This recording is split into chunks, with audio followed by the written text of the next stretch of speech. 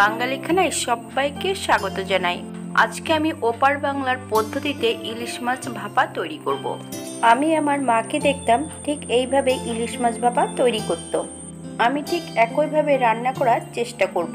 হয়তো স্বাদের পরিবর্তনটা থাকবে, কারণ এখনকার মাছ অতটা সুস্বাদু নয় খেতে।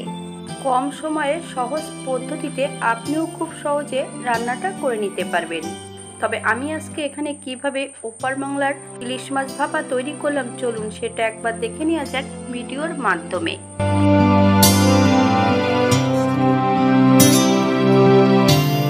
এখানে আমি দুটো ইলিশ মাছ নিয়ে নিয়েছি। বড় ইলিশ মাছটার আঁশটা ছাড়ানো আছে, এটাকে এবার আমি কেটে নেব। ছোট ইলিশ মাছটা গোটাই আমি ফ্রিজে রেখে দেব। গোটা ইলিশ মাছ ফ্রিজে রেখে দেওয়ার পদ্ধতি: ইলিশ মাছের মুখের ধার থেকে কেটে পিত্তটা বের করে নিতে হবে। একটা পলিথিনের মধ্যে 1 চামচ সর্ষের তেল অ্যাড করতে হবে। পলিথিনের গায়ে বেশ ভালো করে সর্ষের তেলটা লাগিয়ে নিতে হবে। পলিথিনের মধ্যে মাছটা রেখে বেশ ভালো করে মুখটা বেঁধে দিতে হবে, যাতে বাইরের হাওয়া আর না ঢোকে। মাছের গায়ে কিন্তু আঁশ সহ হতে হবে। 3 থেকে 4 মাসের মতন আপনারা রেখে খেতে পারবেন। এই পর্যায়ে আমি মাছটা কেটে নিয়েছি। এখান থেকে আমি 5 পিস মাছ বেশ ভালো করে ধুয়ে নেব। 1/2 চামচ নুন আর 1/2 চামচ হলুদ গুঁড়ো মাছের গায়ে লাগিয়ে নেব। 10 মিনিটের জন্য মাছগুলোকে রেস্টে রেখে দিতে হবে।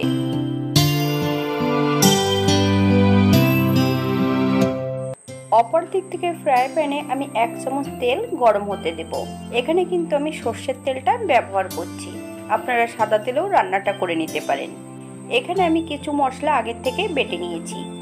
হলুদ সর্ষে 1.5 চামচ, কালো সর্ষে 1/2 চামচ, 1/2 চামচ সাদা জিরে, 7 থেকে 8টা কাঁচা লঙ্কা, 1/2 চামচ নুন দিয়ে বেশ একটা মিহি পেস্ট বানিয়ে নিতে হবে।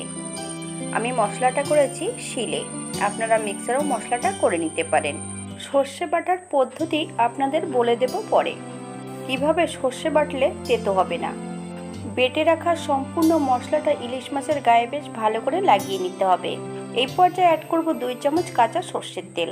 আপনারা যদি পছন্দ করেন তাহলে পরিমাণে বাড়িয়ে দিতে পারেন। আমি আগের থেকেই ফ্রাই প্যানে তেলটা গরম হতে দিয়েছিলাম। এই পর্যায়ে ফোড়নে দেব 1/2 চামচ কালো জিরে, বেশ কয়েকটা কাঁচা লঙ্কা হালকা করে কেটে আমি এই পর্যায়ে অ্যাড করেছি। লঙ্কা খয়েরি হওয়ার আগে কাশ্মীরি লঙ্কার গুঁড়ো আর হলুদ গুঁড়ো একসঙ্গে জলে মিশিয়ে তেলের মধ্যে অ্যাড করতে হবে। মশলা থেকে তেল ছাড়লে সম্পূর্ণ ম্যারিনেট করা মাছগুলো অ্যাড করতে হবে। তবে মাছ যখন অ্যাড করবেন একদম লো ফ্লেমে। প্রথমে 3 থেকে 4 মিনিটের মতন একদম লো ফ্লেমে রান্না করে নিতে হবে। ঘরোয়া উপকরণ দিয়ে সম্পূর্ণ বাঙালি রান্না। আপনাদের যদি রান্নাগুলো পছন্দ হয় তাহলে চ্যানেলটি সাবস্ক্রাইব করে দিয়ে পাশে থাকবেন, পাশে থাকা বেলটি বাজিয়ে দেবেন, নইলে নিত্য নতুন রান্নার নোটিফিকেশন পাবেন না। যে পাত্রে আমি মাছগুলো মাখিয়ে নিয়েছিলাম সেই পাত্রটা ধুয়ে আমি 1/2 বাটি জল অ্যাড করব। মাছগুলো বেশ ভালো করে নেড়ে চেড়ে সেট করে দিতে হবে। এই পর্যায়ে আমি 7 থেকে 8 মিনিটের জন্য ঢাকা দিয়ে রেখে দেব, যাতে মাছগুলো সেদ্ধ হয়ে যায়। রান্নাটি করছি মিডিয়াম আঁচে। আপনারা এই পর্যায়ে একবার নুনটা চেক করে নিতে পারেন। আমি কিন্তু রান্নাতে কোনো নুন অ্যাড করিনি। আমি মশলা যখন বেটেছিলাম তখন কিন্তু আমি নুনটা অ্যাড করেছিলাম, তাই এই পর্যায়ে আমি আর কোনো নুন অ্যাড করব না। আপনারা স্বাদ অনুসারে নুনটা অ্যাড করবেন। 8 মিনিট পর এই পর্যায়ে আমি অ্যাড করব 1 চামচ কাঁচা সর্ষের তেল। আপনারা যদি পছন্দ করেন তাহলে পরিমাণে বাড়িয়ে দিতে পারেন। গোটা 3টে কাঁচা লঙ্কা আমি এই পর্যায়ে অ্যাড করব। 5 মিনিটের জন্য স্ট্যান্ডিং টাইম দিতে হবে, তারপর সার্ভ করব।